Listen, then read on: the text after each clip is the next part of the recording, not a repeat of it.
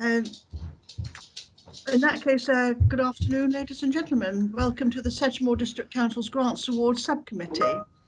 This meeting is being held under the recent government-led regulations brought in to allow for remote meetings to take place and to allow for legislative decisions to be made. Hopefully, those present will hear the meeting. However, in the event of a technical failure, the chairman could adjourn the meeting and set a new time to reinstate the meeting. Please note that this meeting is being recorded. All members of the committee should have videos on, but will remain muted until the chairman invites them to speak. All members of the press and public will remain muted unless they have registered to speak, and the chairman will let them know when they can make their representations. The format of the meeting is as per the agenda published. Each agenda item will be taken in turn, with the officers outlining the main issues of the report, and this will be followed by public speaking time if anyone has registered to speak. Members will then discuss. For members of committee wishing to speak, please indicate via the online chat and you will be called in turn. At that point, I will need help from Lila of this, how to work out who's the sequence. During the debate, there will be a proposer and a seconder for any resolution needed. Members will note on this proposal in turn, confirming they have been present throughout the application being considered, and will vote for or against or abstain. Votes will be counted and the results announced. I will now ask the officers and the councillors who are taking part in this meeting to confirm that they can see and hear me and to introduce themselves. Please, shall we start with the solicitor and the officers and then go through to the members?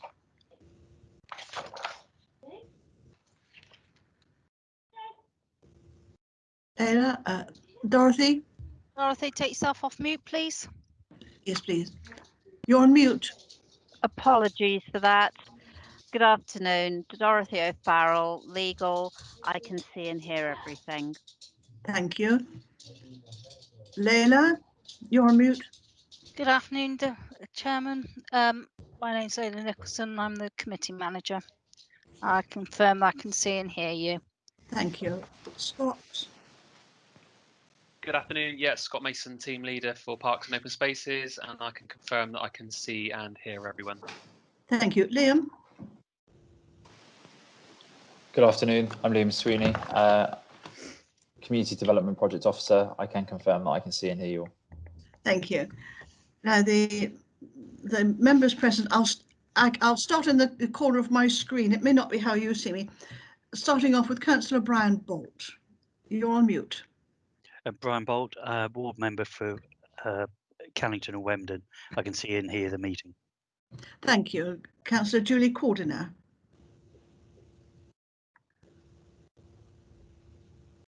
I'm afraid we can't hear you.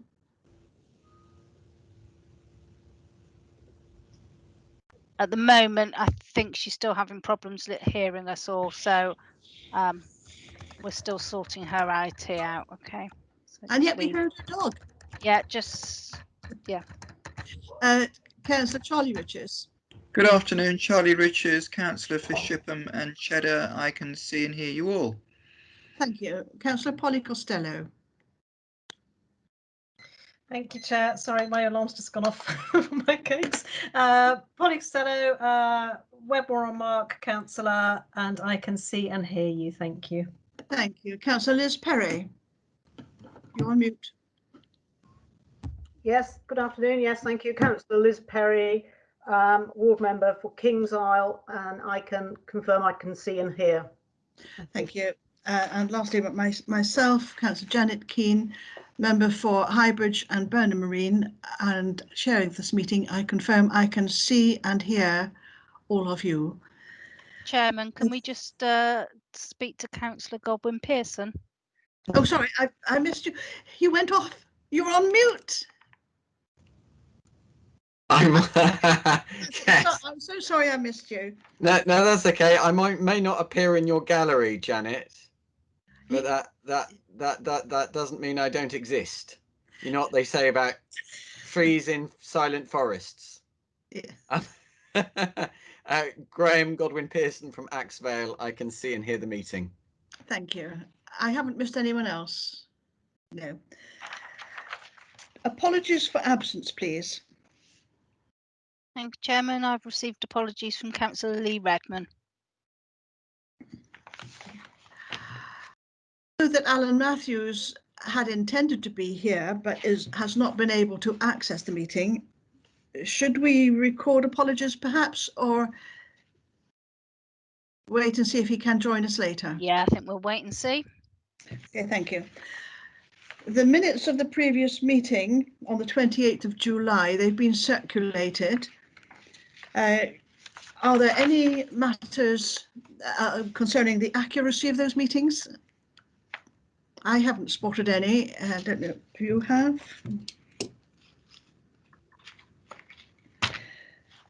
In that case, can we take it that those minutes are accurate and this meeting accepts them as a true record of the proceedings? Item 3 is urgent business. I've not been notified of anything, and nothing has come up. And for number 4 is public speaking time, and I believe nobody has registered to speak today. That's correct. Yes, Yep. thank you. Number 5, any declarations of interest relating to any items on this agenda? No. I have only one, and it's really for transparency purposes only, and that is the application under RLT3 for Ashcott, the playing fields. As portfolio holder, I attend the Somerset Association of Playing Fields meeting, but I am not a voting member nor part of any decision making, simply as an observer from the council to see if there's any way that we can help. This does not constitute any form of personal, private or prejudicial interest, but for transparency, I believe it needs to be recorded. So now we come to item 6, part of the meat of the meeting, and that is the RLT3 application, outdoor sites for sports, and it's in the Poldens division, and it's Ashcott Coronation Playing Fields. As Lizzie isn't here, would that be Scott who is presenting this? Yes, that's correct. If you would proceed, please. Okay. I will just share with you the evaluation that should come across to you any second. Is that visible to you all? Yes. Yeah. Okay. I've done a printed out copy for myself, actually. Oh, brilliant. Okay. So today I have an RLT3 application from Ashcott Coronation Playing Fields, who are looking for £11,963 towards the cost of tarmac works to their car park. This particular amount has been requested because it's the remaining funds available to the Polden Cluster Group. The project cost is £14,095. Therefore, they're actually requesting an 84% contribution towards the total cost. The RLT3 policy states a maximum grant can be awarded of up to 80%, with 20% to be match funded. So in this case, I'm looking to the committee members for their decision on whether the additional £687 should be awarded. This grants committee, being part of the executive, have the ability to determine applications for projects and amenity grants. This, together with the fact that the Polden Cluster have agreed the proposed expenditure, enables, in my view and in the opinion of legal, the grants committee to consider the full amount. To further assist you with this decision, do bear in mind that RLT2 and 3 is a scheme which will soon be ending, as we no longer collect new contributions from developers. Any match funding for this application is to be made by the trust themselves. So, as previously stated, the funding is for tarmac works to the car park, which is currently loose stone and rubble, which isn't family friendly or inclusive for those with disabilities. The site is home to Ashcott Football Club, who play all of their youth games and adult games on a Saturday, which can attract around 50 families to the playing fields. It's the only playing field in the village which is well used by local families as well as pupils from Ashcott Primary School. It's also popular with children from surrounding villages. No objections were received from cluster members, and several offered their support, being Catcourt, Eddington, Willavington and Shapwick. The Trust have invested heavily in the site in recent years. They've constructed a new pavilion, a large play area, new pathways, enlarged the car park, and resurfaced the access lane to the site. So this is the final piece of the jigsaw, and it currently stands out against all the new facilities. I'm afraid we don't have a speaker for this application, but I'll do my best to answer any questions if you have any. Thank you. Thank you. Members, comments, please. Now, here's where I'll need Layla's guidance as to who put their hand up first. Can I suggest that people put just do something in the chat, in the meeting chat, and then we can see whether who wants anything.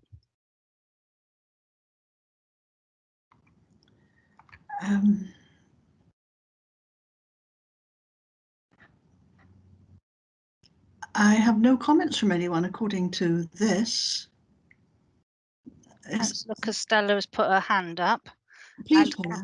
And then Councillor Bolt. Thank you. Chairman, I'm happy to support this one completely. Thank you.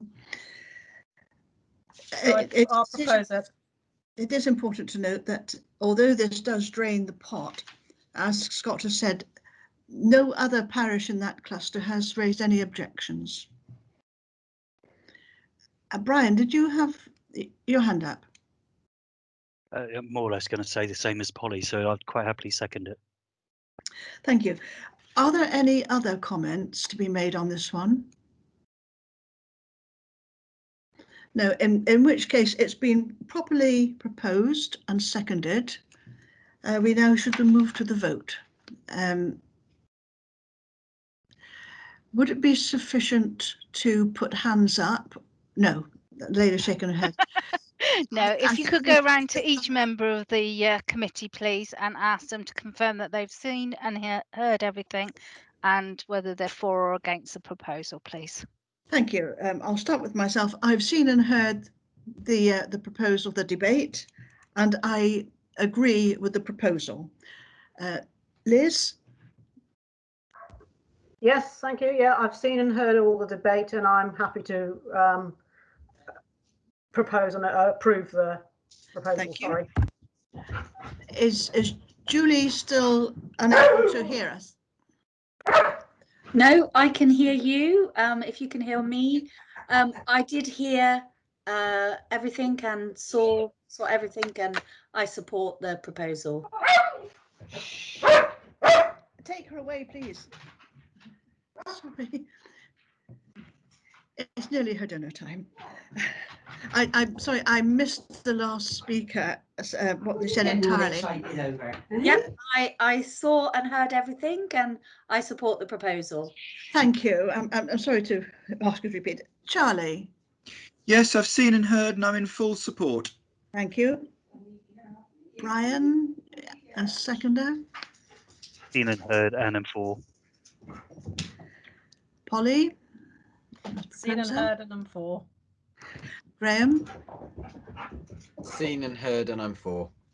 Thank you. That's a unanimous vote to agree the proposal. Thank you all very much. Now, that was item 7 is merely to note the list that's on 2 sides of all the different parishes and the amounts. Has everyone received this and had a chance to study it and the amounts? As Scott has said, when these pots are depleted, they will not be renewed. Another system is going to come into place. Has anyone any comments they would like to make on this? No, thank you. In which case... Sorry, can I just ask a quick question, Polly here? How long have we got to spend these monies, Scott? So each pot of money is dependent on when the last contribution came in. The contributions from developers last for 10 years. Okay. So I'd need to go into each of the individual parishes and look at when the last contribution was received to be able to tell you that. Yeah. I was only worrying about my own. Oh right. I can pop that in an email to you, like if you like, Polly. All right. Thanks very much. Cheers. Okay. That is nothing further on item 7. No. And now, Councillor Keane, can I just mention that Councillor Matthews seems to have joined us? Could we just double check that he can see and hear everything? Alan, can you hear and see me? I can't see your icon anywhere. Here we are. Could you come off mute, Alan? Make your presence felt.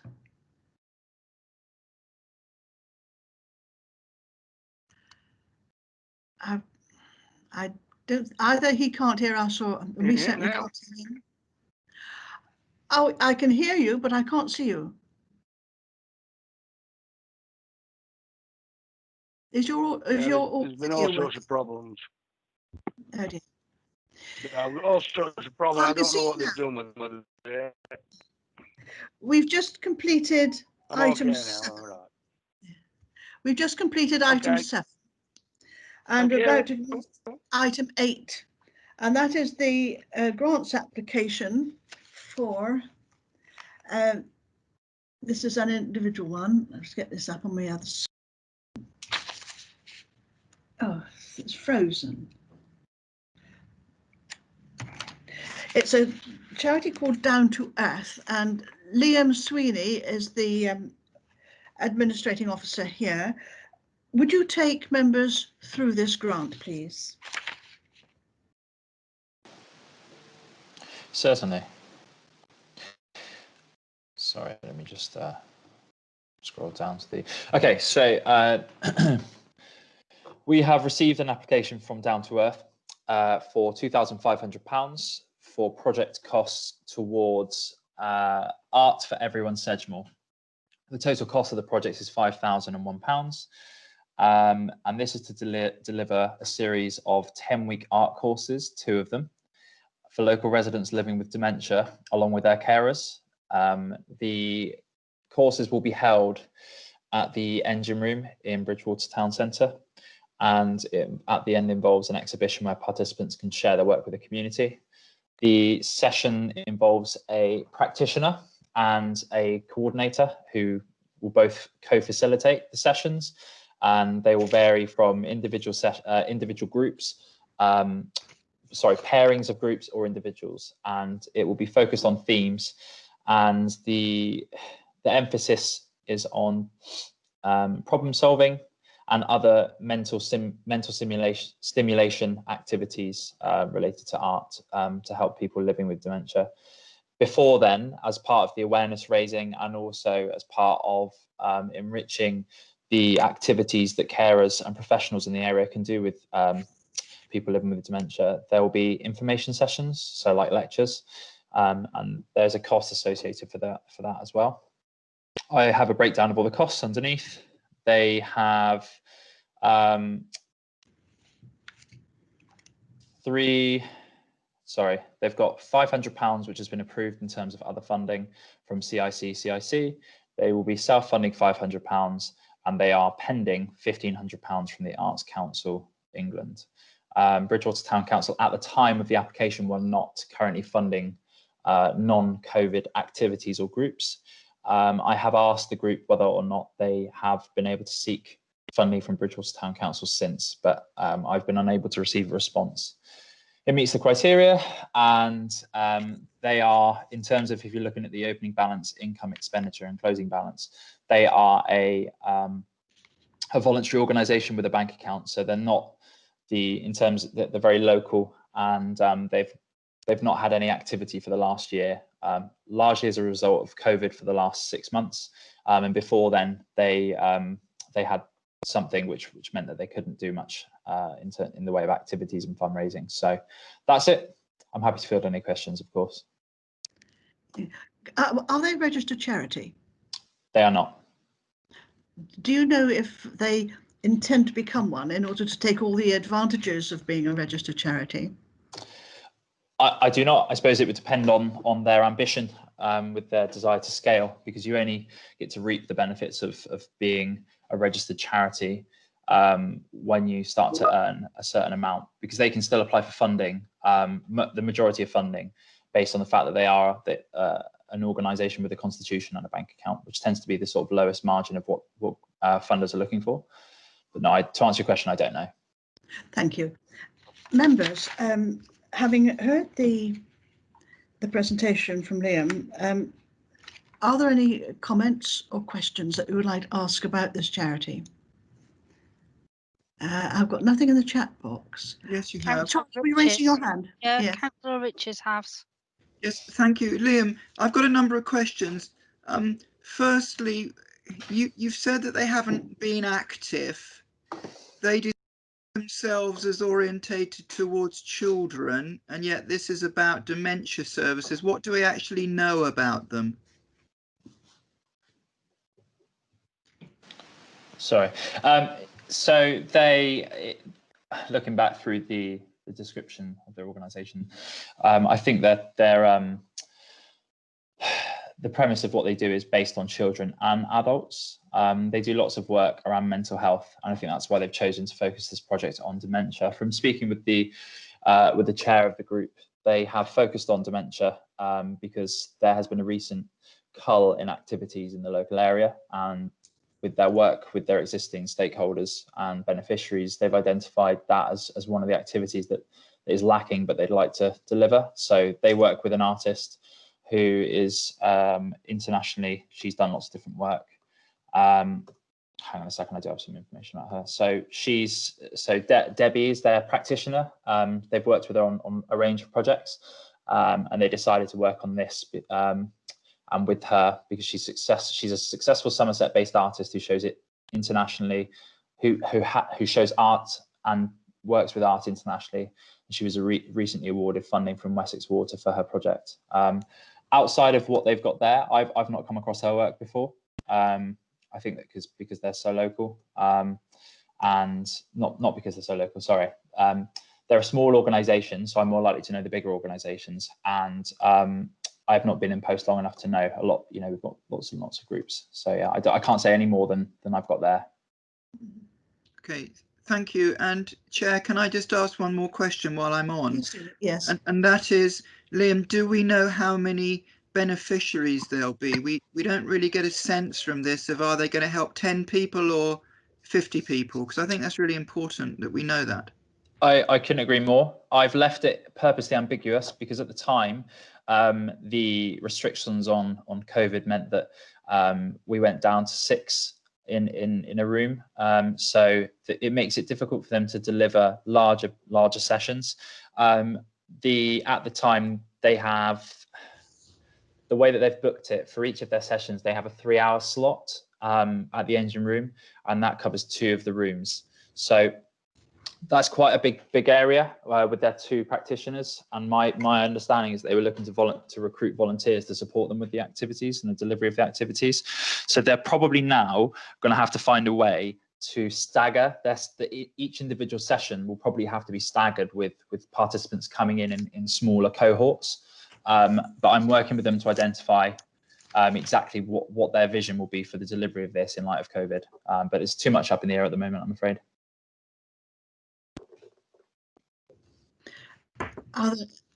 Does that answer all your concerns, Charlie?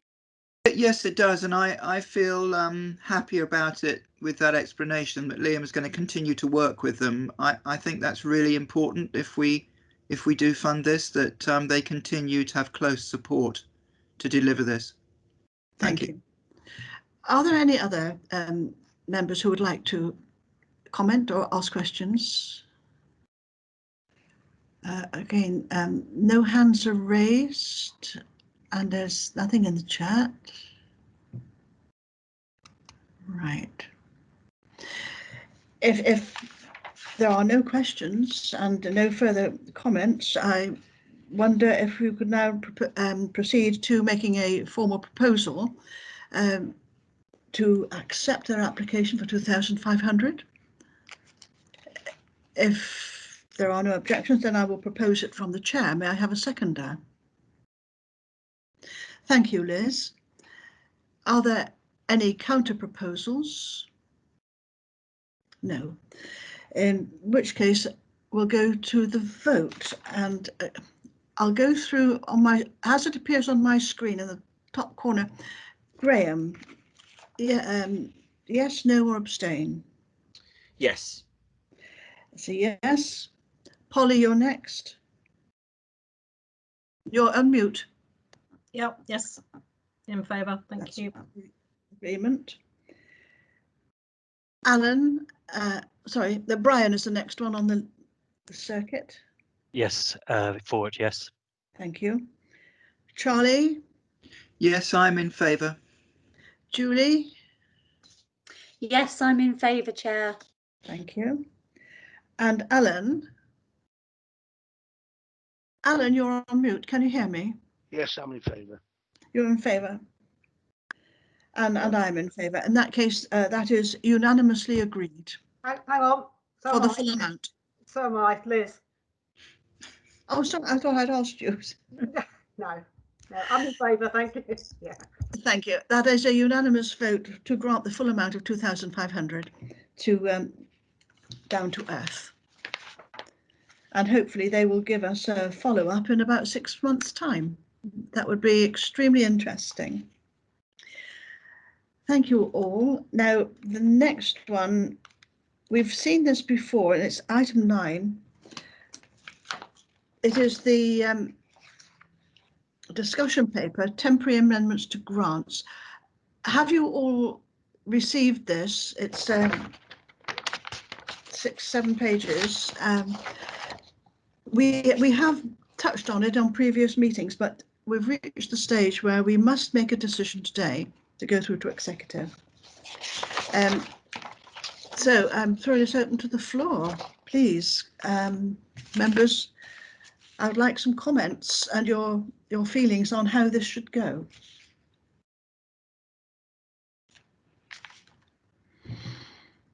None. Liam, would you take members through this? Absolutely. So that it might clarify ideas that are swirling around underneath the surface. Of course, my pleasure. So from the beginning, I'm going to leave out all of the detail and just cruise through some of the main points. So as you recall, I presented a report at the last committee meeting, and that was a discussion paper prepared by Julie Cooper. Since then, I've looked into the issue a little more deeply and looked at existing grant providers to identify how we can support groups. So obviously, because of lockdown, many of the local organisations, local groups and voluntary groups have been unable to run any of their activities, services, and they've been unable to fundraise. And there was a concern raised at the beginning, in the middle of lockdown, about how groups who were previously sustainable and were providing important voluntary and community organisations, who were providing important voluntary services, would be able to continue.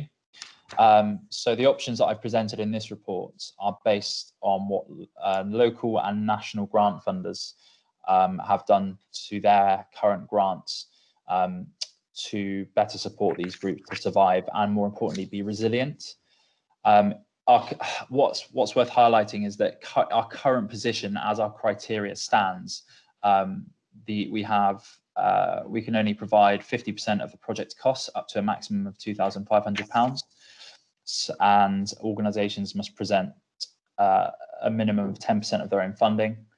In addition, the groups are requested to approach the town parish councils. And in terms of running costs, these were originally excluded to encourage organisations to move towards more sustainable funding and reduce the reliance on our grant funds, so that the council could provide support to a wider range of projects. So it's worth bearing in mind that we currently have those elements of the criteria that will impact any of the decisions made today. And with all of the recommendations that I've put forth, I have still in my mind allowed that there would be the £2,500 limit. So just to keep things as simple as possible. So that's our current position. The recommendations that I put forward, which again are based on what is being done by national and local grant funders, is the following 4 things. Supporting organisations, so amending the criteria to support organisations to build their own capacity or resilience, supporting organisations to fund grants that will adapt or expand on their organisation's services or activities to meet new challenges. Thirdly, supporting groups, amending the criteria to allow them to claim for running or core costs. And lastly, removing the requirement for matched funding.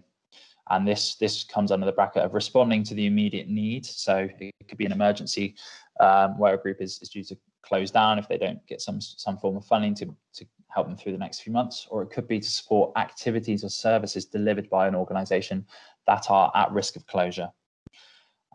With each of those, in the report, I've detailed the various elements of each of those, which I think need to be considered.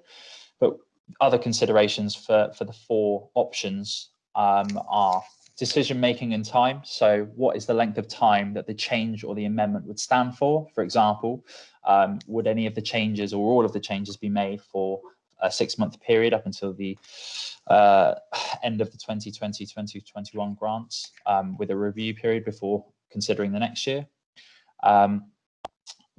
It's worth considering any portioning, so whether or not to put aside a portion of the remaining 33,000, well, it's now less because of the grant we've just made. When I wrote this report, we had £33,912 in the pot. So taking into account that amount, would it be worth portioning some of that for emergency support, or allowing changes to be made so that people could apply for the normal grants, but then they could also apply for things related to what we're discussing in the paper? Lastly, the decision turnaround time. So how quickly can a decision be made? For example, the point 4, which I've mentioned, the removing the requirements for match funding. If a grant could support an organisation that's at risk of closure, and they're at the point where they're going to have to close, a decision could be made in a very quick turnaround of, say, a week, rather than waiting 6 weeks for the following grants committee, at which point it might be too late to support them. So I've put here how quickly a decision can be made, for example, within 2 weeks of an application, or it could be delegated to a grants officer in consultation with the portfolio holder / chair of the committee.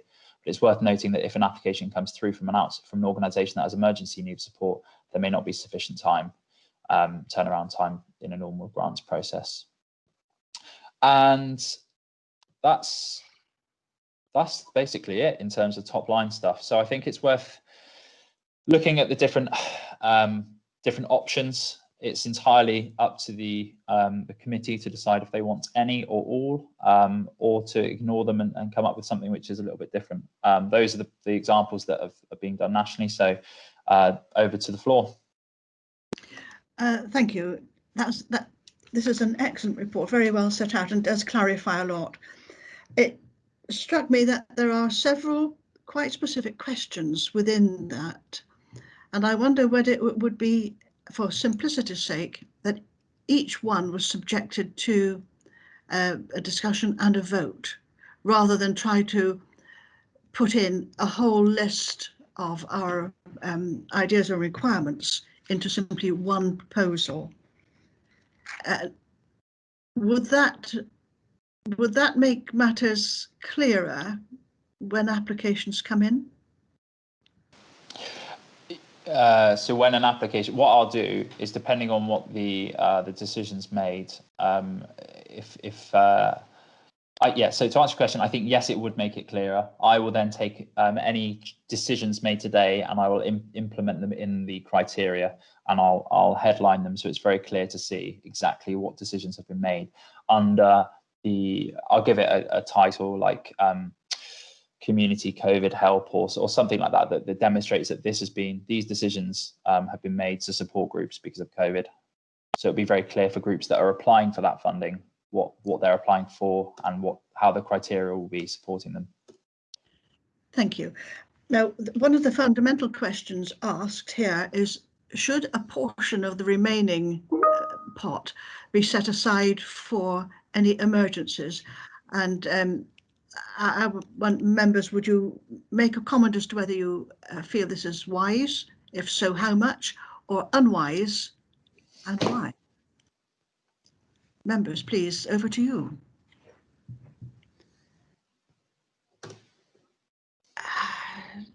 Deafening silence. If Chairman, I think you have actually got the legal officer wanting to speak and Councillor Riches. Dorothy, would you first of all make your comment? Yes, I was just suggesting that before you get into the nitty-gritty of it, you might want to consider whether in principle COVID emergency grants are a good or a bad idea in your view, and then take it from there. To incorporate that into the overall discussion, because there are other emergencies going on in parallel. Absolutely, but I'm just looking at this from the point of view of amendments to the grants criteria.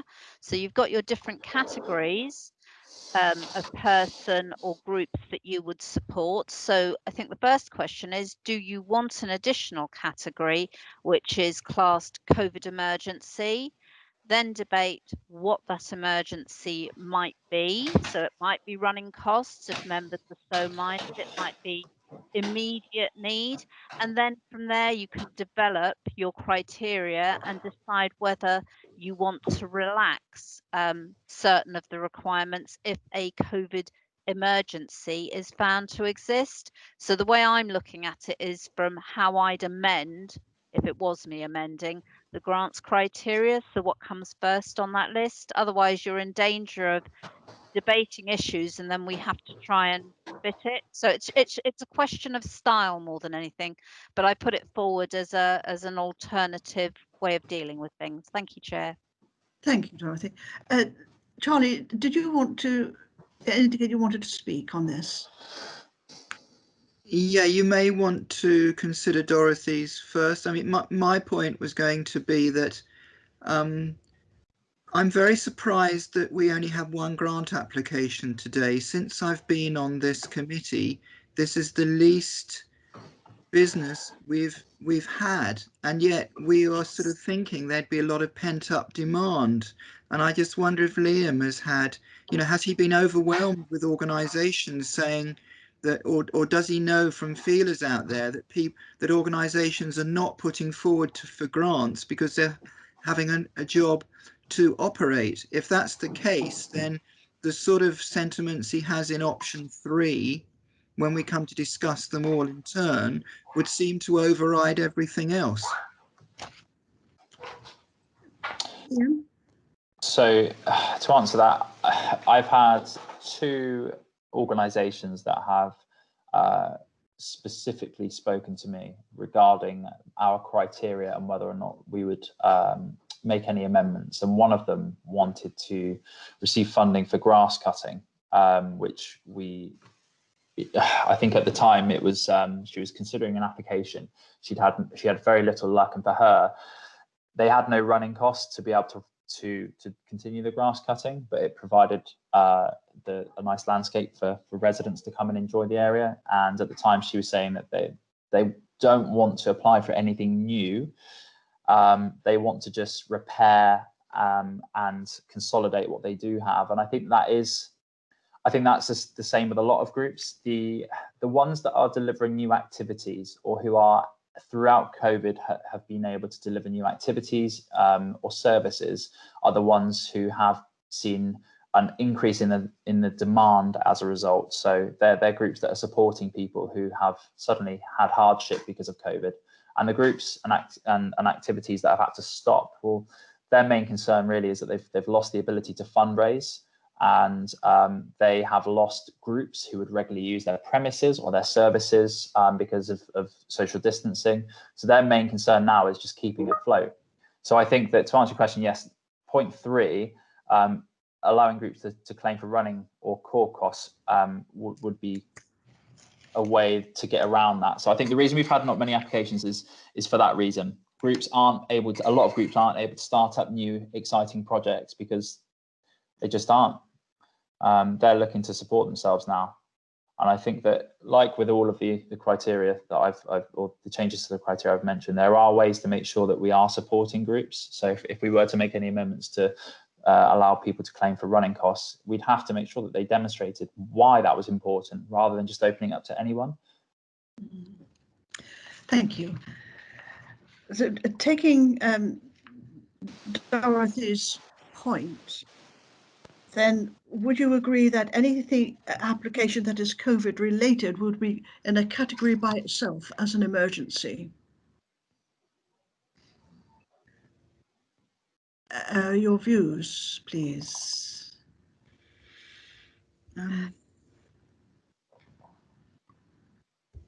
Would you consider that to be in that case, I'll make that a proposal, so that we know where we have somewhere to start. So if I propose that anything category COVID related is classed as in an emergency, because we don't know how long this situation is going to continue, but certainly it will almost be to the end of the financial year and may even be beyond. So if I propose that, may I have a seconder for that?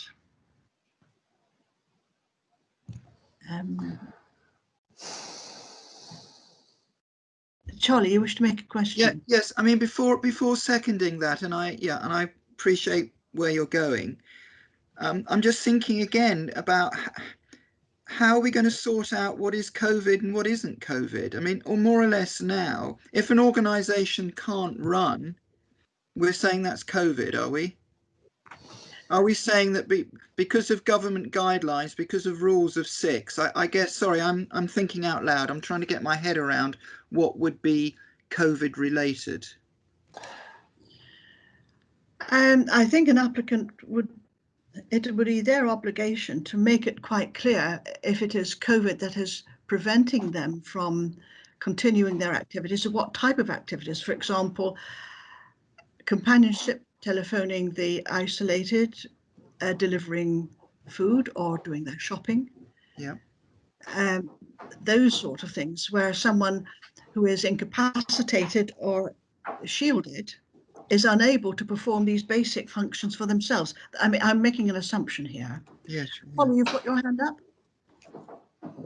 Yes, thank you. I mean, the thing is, most areas, most villages and towns and stuff have got community groups to help people do stuff. So, I don't know. You need to fund something to do that. And equally, if someone needs money to start up a project at this time, it's a really tricky time to start up a project without knowing what the future's going to bring. It could just be it's tricky. It's a really difficult one, because you could just be throwing money away on something that's not going to take off anyway because of the situation we're currently finding ourselves in. So I suppose, as we've got such a lack of people coming for money currently, then potentially putting some of that money aside to help someone in a tricky situation is a good plan. But again, it's this whole COVID thing. I don't see how funding some things is going to help people rebuild their businesses, particularly. Yes, well, they're not always businesses, of course, are they? These are purely voluntary groups, and very often they're deliveries. They even fund from their own petrol costs for going to do someone's shopping and delivering it afterwards. Yeah, so it's yes, maybe we should put some money aside, because there's a chunk of it sitting there doing nothing currently, and no one's coming for it. So it'd be quite nice to put it towards something that we can help with. But as in starting up things, I think that's a really tricky time. But to fund, I don't know. Yeah, I don't know. God, Liam, it's really hard.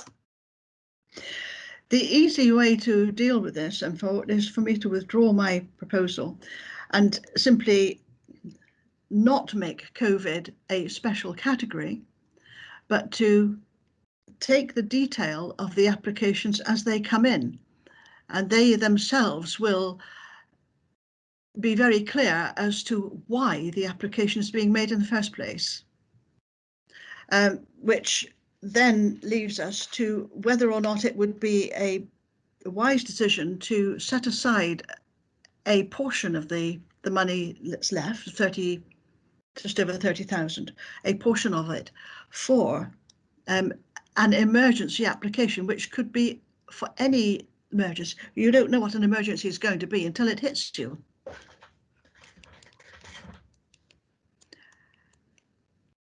Graham, you've got your hand up. Oh yes, thank you. I mean, I was listening to what Charlie and Polly said. I mean, I very much agree with them, and I think without a great deal of data here, it's hard to know how useful the money would be now, and also how much we need to keep behind for after all of this is over. We just don't know how long it's going to go on, and I suspect there may well be more COVID related applications later on that are more within our normal grants committee remit. You know, I mean, to community groups that maybe a year down the line from the first lockdown have still not been able to bring in funds and can't meet their rent, and you know, and those sorts of things. I think we simply don't know, and we need to keep a chunk of money behind. Apart from anything else, you know, in all likelihood the government is going to cut our local authority budgets again after coronavirus, and we may well find ourselves with a lot less money to go round when we need it the most. I must remind you, though, that anything that's left over at the end of the financial year, we cannot carry forward to the next year. So it's use it or lose it. Julie, you had your hand up. Yes, sorry. Just some clarification, Liam. So I'm just getting a little bit confused. Am I right in thinking that your kind of thinking is that people aren't applying for grants because of the criteria due to COVID that has kind of impacted their funding or whatever? So the proposal is to make the criteria easier. Is that a fair point? Yeah, you're more or less on the right lines. I think that groups aren't applying because our grants support new activities, or they support new elements of an existing activity. And most of the groups have either not been able to carry out their activities or fundraise, and therefore their shoestring budgets are, you know, already making them struggle. They're not getting in any rental income. They're not able to deliver activities. They're not able to carry out their activities because of social distancing. So there's a loss of income, and there's a reduction on their ability to deliver things because of distancing and COVID and everything. So for a lot of groups, they can't set up anything new because there's nothing. They're already struggling to deliver what they're delivering. So for them, we need them. For them, they might be needing the money now to help them get through the next 6 months. Or also, as I've included, it can be to help them be more resilient. So a lot of funders are supporting groups who are unable to carry out activities to allow them to pay for training, or to have retrospective changes to their buildings to make it more COVID safe. You know, groups are incurring more costs to start delivering activities because they've got to make things COVID safe. So some groups are having more costs to change or update the ways of working. And some groups simply don't know how to change or pivot from their existing model to enable them to carry out their services, because, you know, they're local people, they might have jobs, they might have been furloughed, you just don't know. So that's why I've tried to capture different elements of how we can better support groups who can't do activities, who can't deliver things. Thank you. Way back in the early spring, this council did have a scheme, I think it's finished now, where certain registered charities could apply for very substantial grants in order to carry them through. For example, those who were committed to rent, without any income, they couldn't meet that obligation. And that has been a lifeline. Also, with the government regulations on sanitising areas, equipment, the equipment and the chemicals to do it, it is not cheap. It costs a very great deal of money to buy something like a defogging machine when you have a large hall, and you have to sanitize the entire space, including floors, chairs, tables, everything. And then even if 6 people use the space, it has to be done again to comply with safety. So that is COVID related, although not firsthand. Excuse me. 400 quid. For what? You just said. Oh, I've just been given the figure. £1,200 to buy a fogging machine and the various chemicals used that do meet the requirements. Julie, did you want to come back on what you said before I go to Charlie? Yes, so I think so last year we had a surplus of money right at the end, and we had to kind of rush to almost get rid of that. So I think what Liam is saying is it is best to support groups now by lowering the criteria. Is that correct? Than to have that rush at the end, and because in a way we don't want to get us to a situation next year where all of the groups have disbanded because they haven't been able to stay afloat, and then the community support is lessened. So yeah, I think supporting any proposals to make it easier for groups is a good thing. Thank you. Charlie, you've been waiting a while. Thank you, Chair. Yes, I think I'm developing what Julie just said, and thinking that we have basically got around about 12 £2,500 grants. Okay, some people might find £500 is very, very helpful for them under the current circumstances.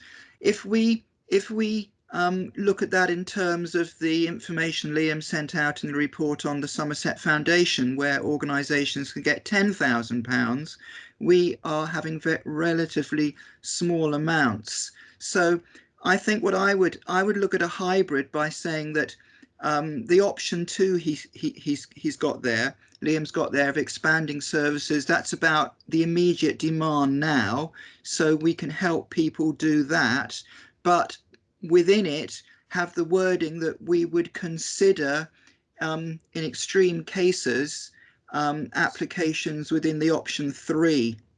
And perhaps we could take 10,000 immediately for option 3, leaving 20,000 still for other grants, which would now include option 2. And if that 10,000 is not spent, the option to bring it back to the main part before the financial year, which is only 6 months away. Absolutely, yeah. So give it till Christmas, and Liam can keep a jolly good idea on this and appraise us even by email, so we're all ready to make a very quick decision, Chair.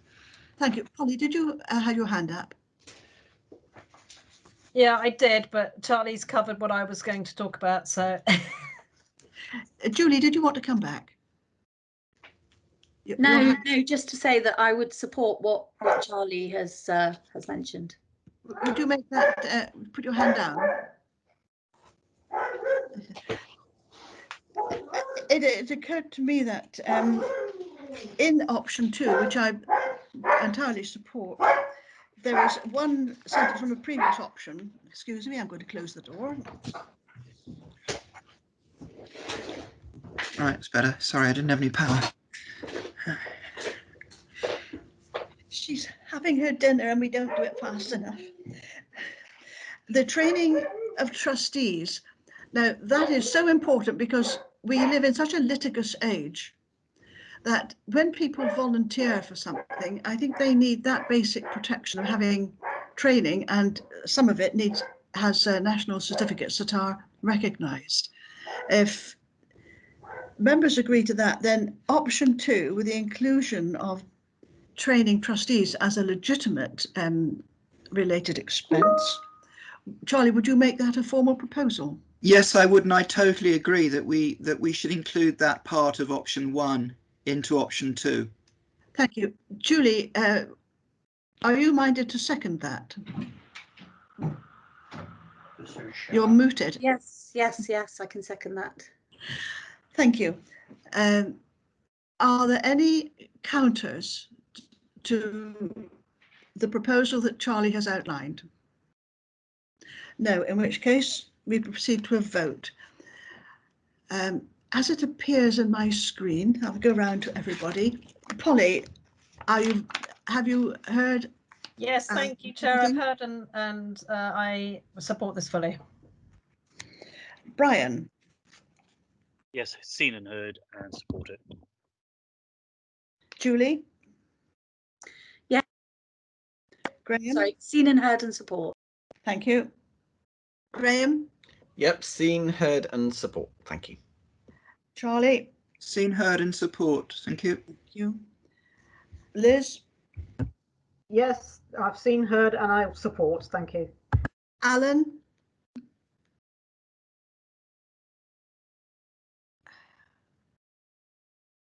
Alan's icon is not on the. I think he's left the meeting, I'm afraid, Chairman. In which case he would not be eligible to vote. I support the proposal. I've seen and heard everything, so again I'm a yes. In which case that is unanimously accepted, that the option 2, as you've got here, including the training of trustees, has now been agreed.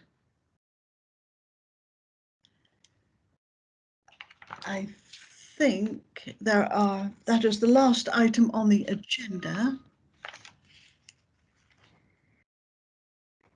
We haven't got it on the agenda, but are there anything Chairman, else? I think the legal officer wants to have Dorothy? say. Dorothy, yes, please. Thank you. I just wanted to be clear that this recommendation, what if any of the existing grant conditions are you considering you should waive? So when you look at the criteria, we normally say no running costs allowed. So I think it would be best, now that you've made the decision on what you want as an option, to have a look at the grant criteria and decide which of the criteria is going to apply to this option and which isn't. Otherwise, we could end up potentially in a mess. So all the points that Liam has raised, if we go through, I don't know whether that's the better way of doing it. I'll leave it to Liam. But my suggestion is we look at the grants criteria and decide which bits we want to apply and which bits we don't want to apply. So it's very clear right now what we're doing going forward, given the shortness of time. Thank you. To clarify that, would you consider paying rent as part of running costs? Would that be a legal definition? Running costs would include rent. Yes, they would include training. It depends on how an organisation defines its running costs. Claims for insurance premiums, for example, all the administration and back office payments, they're running costs. Basically, if you just use the term loosely, then anything goes, and that might work to your favour, or it might not. It depends on whether, on what service delivery is proposed and when it's proposed. So I don't think you need to get as complicated as that necessarily. All I'm saying is, if we look at the grants criteria, before this meeting I'd already highlighted certain points, and in fact all I really did was to echo what Liam was saying in his report. So I think we just need to be really careful that you know exactly when, and the officers know, for the purposes of bringing forward a report, exactly when they are meeting your criteria. To be true to what we've discussed and acknowledging the extraordinary circumstances that everybody is in, then I would suggest that we have to allow running costs as a loose phrase, as you call it, and depend entirely on how the application is worded and for why. Then that is a committee decision as to whether or not it can be accepted.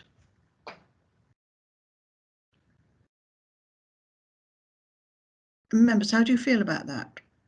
Because we must conclude this topic today. We can't defer it to another meeting.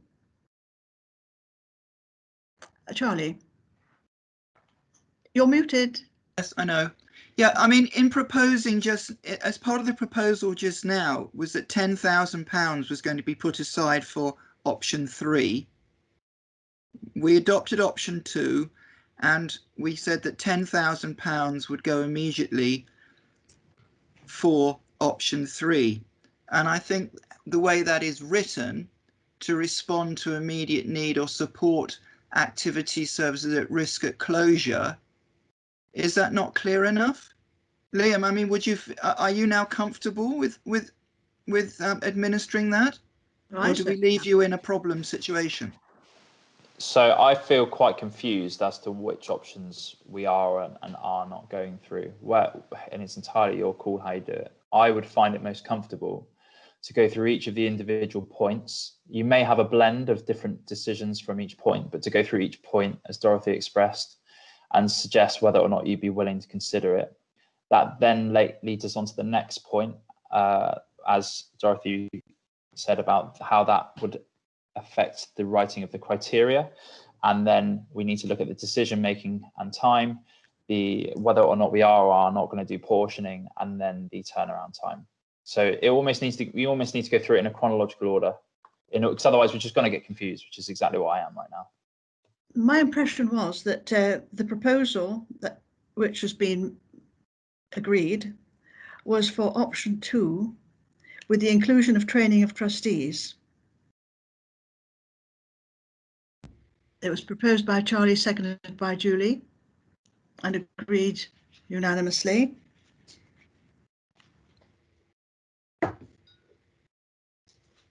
Charlie, do you want to come back? Your hand is up.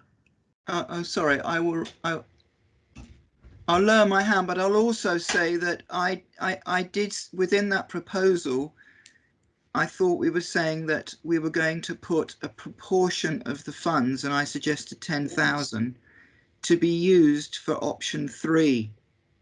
I mean, they're not mutually exclusive. I thought that was quite clear. You know, we can expand the grant. We're expanding the grants criteria to include option 2. Right? So people can apply for things within option 2, but we also have the opportunity for organisations that are at risk to take money via option 3. I thought that's what we'd voted on. If not, then I'm not sure where we've got to now.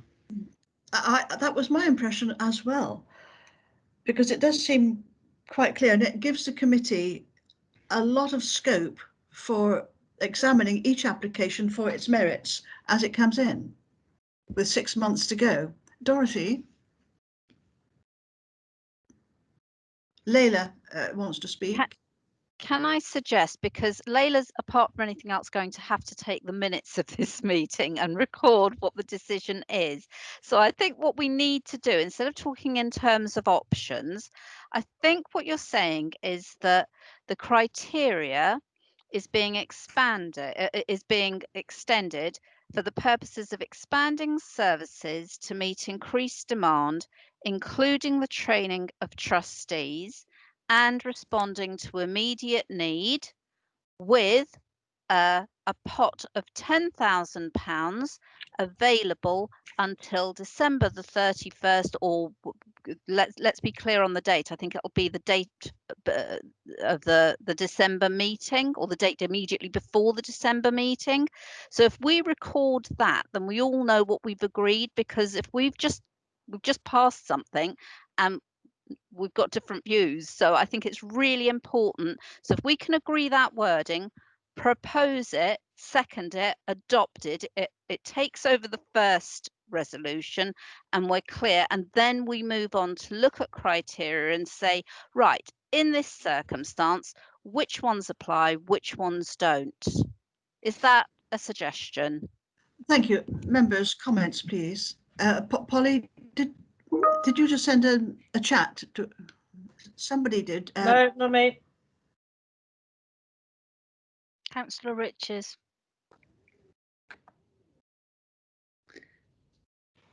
Julie, you were indicating?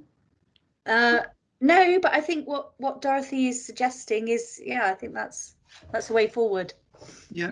Yes, sorry, Chair. Absolutely spot on. That's exactly what I thought we had agreed. Yes, but in fact, rewording it as Dorothy has outlined for clarity and for future reference. Are there any further comments on that? Chairman, can I just also put something in the mix? Can we just clarify who will be looking at these applications? Are you expecting the officer and to be ratified by the assistant director to delegate these decisions, these applications, or do you want it sent round to the committee with a yay nay decision via email? So that's just something else that you need to put in that resolution. Well, we have talked about the speed of response, which is essential to the applicants very often. And for clarity, it probably needs to go round to each committee member by email and asking them to make a consensus view from their responses. Does that breach any legislative matters for local authorities? No, Dorothy was shaking her head, but you're muted. Yes, no, if you're regarding it as an emergency, then your terms of reference do allow you to consider grants and projects. This is a project and a grant. So long as we stay within that, then the terms of reference don't change. There are emergency procedures that do allow you to email round. I'm going to have to double check the Constitution, but I'm almost positive that you can do that. But I'm not sure. It may be that having given me an opportunity to look at it in detail, that we might have to make a recommendation to the executive to say this is how we want this to work, because normally if it's an emergency, it's chair, vice chair with portfolio holder in consultation with legal that make a decision. So we're dealing with things slightly differently here, and I suspect your proposal is perfectly acceptable, but I do need to double check that. Thank you. Members, are you prepared to accept this? Several nodding heads. Liam, would that satisfy you by going with Dorothy's wording? Thumbs up from Liam, who is the main administrator here. So if you're not satisfied, then nobody can be, but if you are. I am. I was merely the wording of how it was worded confused me, because I didn't know what was in or out of the decision. But as Dorothy's worded it, that's perfect for me. I can administer that. On the previous proposal that accepted, in that case, it was Charlie and Julie. Would you be prepared to allow Dorothy's wording to supersede your proposals that were accepted? Agreed. Yes, do we need to go round again for a second vote? No. In that case, we will go with that. Thank you. Very taxing. There are no other comments on this. So Liam, now you've now got the guidance you need on the yes. Yeah. It'll be interesting to see what comes in. Oh, Dorothy, you're muted. Thank you. Just to be sure then, we are not proposing any amendments whatsoever to the awards criteria, other than what we've resolved. Other than what we have agreed today. So I'm being £10,000, which was included. Yeah. Up until the date of the few days before the December meeting. Right.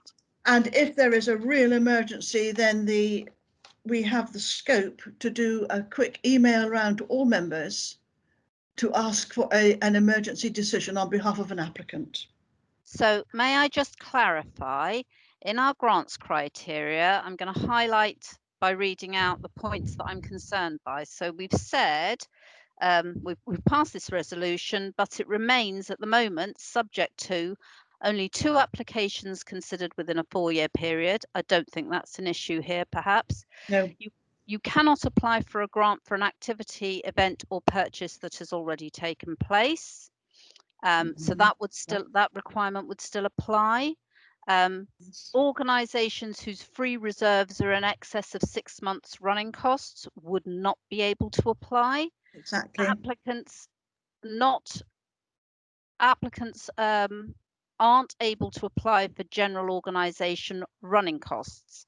So you've got a complete contradiction there. On the one hand, you've passed a resolution that says you do want to be able to support running costs, but when Liam tries to exercise this resolution, he's going to come up against a brick wall in what our grants criteria say, and that's why I'm suggesting that you need to relax some of those, because otherwise you have a complete contradiction.